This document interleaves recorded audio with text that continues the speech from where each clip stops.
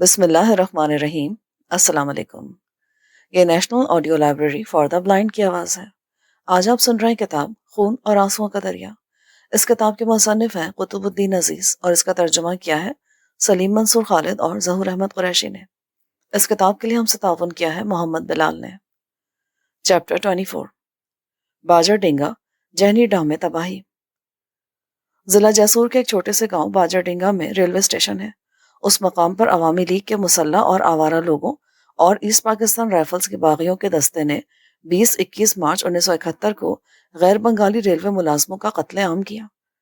22 سالہ مظفر علی کے ابا جان مسرور علی باجر ڈینگا میں اسسٹنٹ ریلوے اسٹیشن ماسٹر تھے۔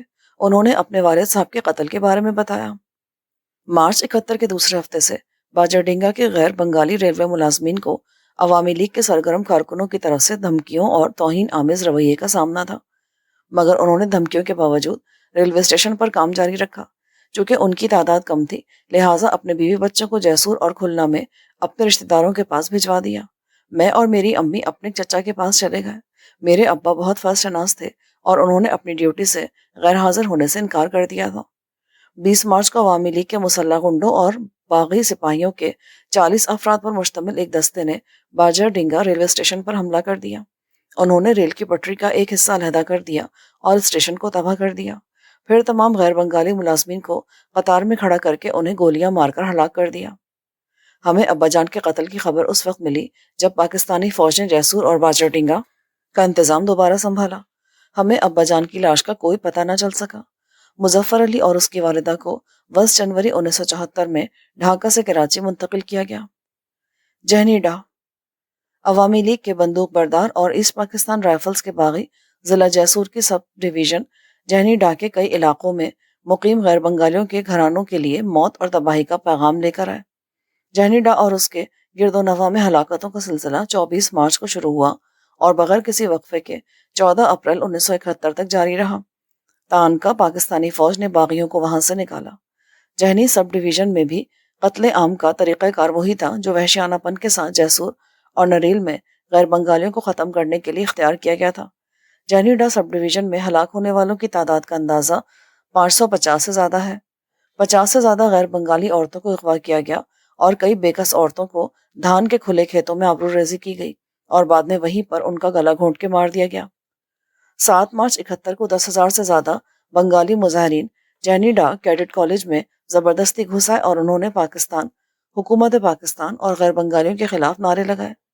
یہ بات 19 سالہ سید حسن جاوید نے بتائی جو جہنی ڈاہ کیڈٹ کالج میں طالب علم تھے۔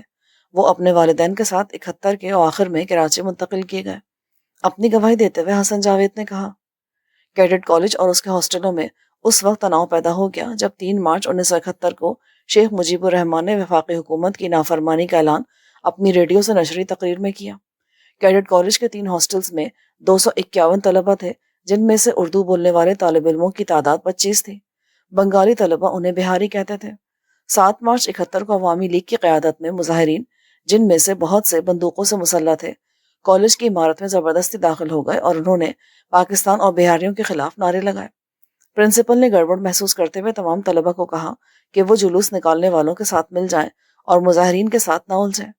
جلوس شہید مینار، ان لوگوں کی یاد میں قائم کی گئی یادگار جو 1950 کے اوائل میں بنگلہ زبان کی تحریک میں مارے گئے تھے کی طرف گئے، جہاں انہوں نے اس بات کا حلف اٹھایا کہ وہ آزاد بنگلہ قائم کریں گے۔ دوسرے دن صورتحال مزید بگڑ گئی۔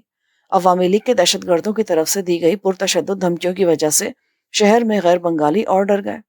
9 مارچ کو پرنسپل نے کیڈٹ کالج کو بند کرنے کا فرمان جاری کیا اور ہاسٹلز میں رہنے والے تمام طالب علموں کو حکم دیا کہ وہ اپنے اپنے گھروں کو چلے جائیں۔